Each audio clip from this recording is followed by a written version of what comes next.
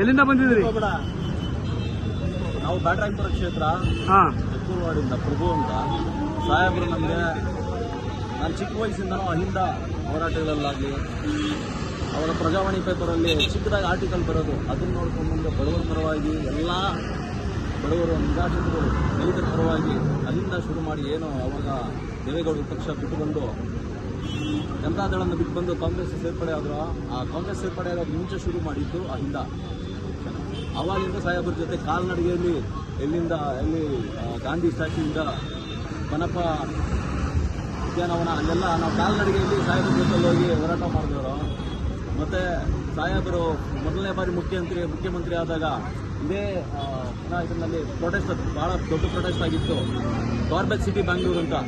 ಆವಾಗ ಜಗದೀಶ್ ಶೆಟ್ಟರು ಮುಖ್ಯಮಂತ್ರಿ ಆಗಿದ್ದರು. ಆವಾಗಲೂ ಕೂಡ ಸಾಹೇಬರ ಜೊತೆ ನಾವು